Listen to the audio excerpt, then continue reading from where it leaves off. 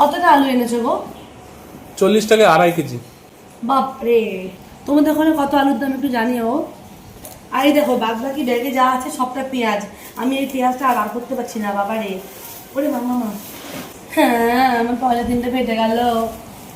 এই পেঁয়াজটা সুন্দর তো গো, একটা পেঁয়াজ দেখো নষ্ট নয় কিন্তু, সব পেঁয়াজগুলোই ভালো। এই তোমরা দেরি করো না, ঝটপট ঝটপট কিনে নিয়ে এসো, ঝটপট কিনে নিয়ে আসো। 100 টাকায় 6 কেজি। দেরি করলে 100 টাকা 6 কেজি পেঁয়াজ। আরে পেঁয়াজও খাবো, এত পেঁয়াজ এনেছো পেঁয়াজও খাবো। তো এই দেখো আজকে আবার এই হলো বাজার। আর দাম হচ্ছে কি, মূল্য কত গো?